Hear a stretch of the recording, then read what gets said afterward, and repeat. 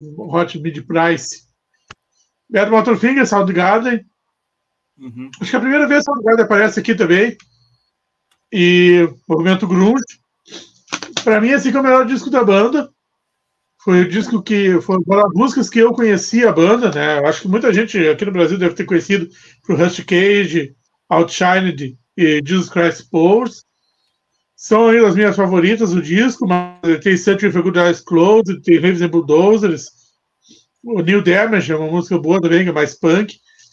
Cara, é um disco que eu gosto bastante, é o meu favorito da banda. É curioso, eu gosto bastante do Soundgarden, uma das 4 bandas famosas do grunge. Não preciso citar aqui Nirvana, Alice in Chains, pelo Jerry Soundgarden, mas vamos lá.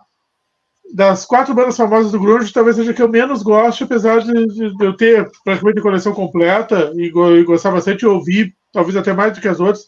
Mas é que o Soundgarden não tem assim uma sonoridade tão marcante para mim quanto as outras bandas. Eu consigo notar no Soundgarden a influência de outras bandas, coisas dos anos 70, Black Sabbath bastante. E a gente já falou na outra live também, né? Grunge só porque é de Seattle, porque não tem nada aqui parecido com Alice in Chains, não tem nada parecido com Pearl Jam, não tem nada parecido com Nirvana.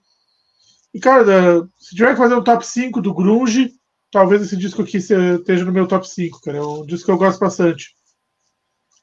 Não vou me alongar muito, que já estamos tarde. Cara, eu gosto pra caralho do Soundgarden. Eu virei fã deles com esse disco mesmo, por conta de Outshined, que tava tocando na rádio pra cacete. E eu comprei o disco por conta dessa música, na verdade. Eu também tenho essa edição aqui comemorativa que eu trouxe de fora, que é dupla. Ah, sim. Tô atrás dela ainda. Tem, como curiosidade, New Damage com o Brian May tocando, né? Brian May de Queen. E som fugido. Agora, voltando ao disco, cara, eu acho o disco fenomenal. Né? Eu acho o trabalho de voz do Chris Cornell no álbum, assim, espetacular, né? O cara cantando Rusty Cage, cantando Slaves and Bulldozers, cara, é impactante, assim, de tirar o chapéu, assim. Tem as músicas que tem uma vibe, tem algumas músicas mais arrastadas, assim, que eu pego bastante influência de Black Sabbath. A gente estava conversando Black Sabbath nesse disco. É um disco bem pesado, assim. E, cara, tem bastante música aqui me marcou legal, assim. Jesus Christ Pose, Search With My Good Eye Closed. Eu lembro que eu esqueci de pegar, hein. Eu tenho um VHS que eles lançaram nessa época com o show do disco, Motor Vision, que eu lembro que eu assisti pra cacete na época. Então, esse é um álbum que eu gosto pra caralho. Assim. Pra mim é o melhor álbum do Soundgarden. Assim. Eu gosto bastante do Superano, eu gosto bastante do Loud Love, mas esse aqui eu acho que o que eu mais gosto ainda é o Badmotorfinger, cara. Eu não tenho o Badmotorfinger, conheço o disco, obviamente. Outshine, ele tocou muito na MTV, né? O clipe rolou muito também. Mas o Soundgarden, assim, não é uma banda que me faz a cabeça, não. São muito mais Temple of the Dog, né? Por causa do Chris Cornell. É bom também, eu gosto. Né? E até o Audioslave, assim, eu curto mais do que o Soundgarden. Mas, claro, né? Dessas bandas grunge aí, é inegável a história do Soundgarden, né? E, cara, como o Chris Cornell cantava, né, cara? Chris Cornell, enfim, cantava horrores, né? Eu achei curioso também, só assim, é uma pergunta que até em outro momento a gente conversou, Mikael. E aí, agora tu falou aqui, é uma curiosidade minha. Tu falou aí Nirvana, Pearl Jam, Alice in Chains e Soundgarden. Tu nunca cita o Stone Temple Pilots.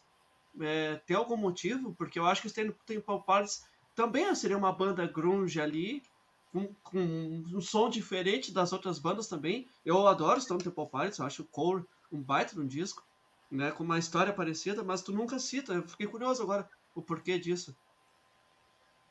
Eu não gosto. Só. Tá, mas tu acha que é grunge? Cara, eles surgiram um pouco depois, né? O Temple Pilots já é 94, 95 por ali, né? Pra mim veio depois. Pra mim, então, eu vou ter que dizer que Silverchair é grunge, que o Days of the New é grunge, que outras bandas que vieram depois influenciadas pelo grunge são grunge. Eu não considero, não. Pra mim é as 4, é a primeira divisão, é a segunda divisão, é Ted, Mudhoney, Screaming Trees. A galera usa o título de pós-grunge, né? Pra essas bandas. Para mim, assim, o grunge são as 4 que eu cito, aí o Ted, Mudhoney e Screaming Trees, os 2 projetos, o Mad Season e o Temple of the Dog. Isso para mim é o grunge, sabe? O que veio depois ali veio influenciado por eles e pegou carona para fazer dinheiro. E o Stone Temple Pilots até pode ter surgido antes, desculpa, eu não conheço a história da banda, mas para mim tá na mesma leva, assim, de bandas influenciadas pelas bandas grunge, sabe?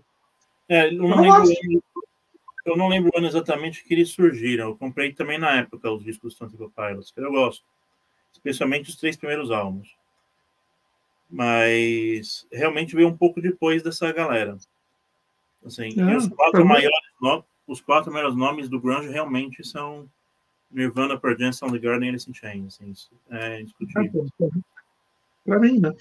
Eu só queria, antes de completar, o Marão falou como que o Cornell cantava, acho que é Cornell a pronúncia.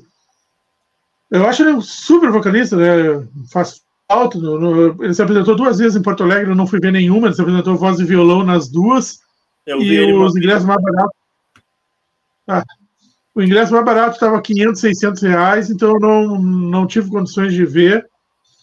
Mas eu acho curioso que eu tenho aquele Audioslave, o DVD do Audioslave ao vivo em Cuba, e eu tenho um DVD pirata do Soundgarden tocando o Subranon na íntegra, já depois da volta da banda.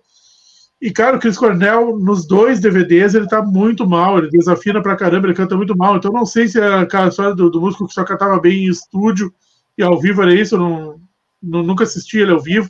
Então, Davi, já que tu assistiu ele ao vivo, o cara ao vivo era foda mesmo ou foi depois daquele... Eu assisti ele ao vivo uma vez só, no Crash Fire Hall, fui com banda. Eu lembro que ele fez um show longo, mas puta show. E eu achei que ele cantou bem no dia. Assim, não o mesmo tom dos discos, assim, mas ele teve um problema, né, de voz, né, o Chris Cornell, né?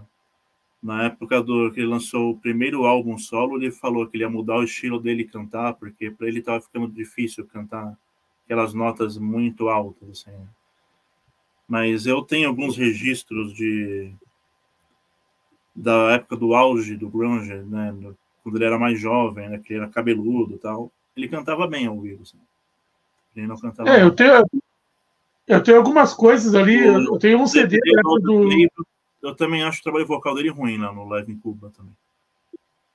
Não, o do Live em Cuba eu acho terrível, cara. Eu tenho um bootleg da época do Loud Love, que ali ele tá cantando bem. Mas ali ele era guri ainda, né? Talvez seja por isso.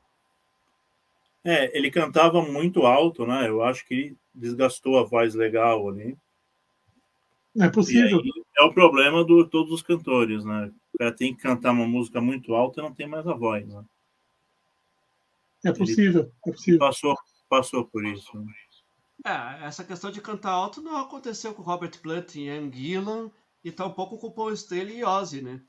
Tô brincando aqui. O cover dele, então, nem se fala, né? Mas... Agora aconteceu com o Steven Tyler, né? Eu vi. Teve o sangramento nas cordas vocais, não sabia nem se volta a cantar, né? E o Zezé de Camargo, então? Também, né? Só pra fechar aqui... E o meu tio é músico do Zezé de Camargo, cara. Tá brincando? É sério, desde o primeiro disco, cara. Que massa! E por conta disso eu cheguei no Zezé ao vivo várias vezes, na época que ele ainda tinha voz, cara. E ele cantava bem, bicho. Assim, antes dele ter esse problema nas cordas vocais. Pô, se tu diz, eu não vou duvidar. Ele cantava bem pra caramba, mas ele exagerava, assim. Você vê que tinha hora que ele virava assim de lado, você vê até as veias saltando aqui, assim. Você vê que o cara não tava confortável, né? Sim. Mas ele cantava bem, cara. Só para fechar aqui do Bad Butterfinger, então, eu vi umas apresentações no em YouTube, obviamente, né? Mas acho que é difícil de terem falsificado alguma coisa ali. Do Chris Cornell nesses shows acústicos, assim, pô, ele tá like a Stoner, assim, ele canta horrores, né, cara? E aí é bem isso que tu fala, ele não botava V nenhuma, assim, ele cantava, enfim, né? Fechando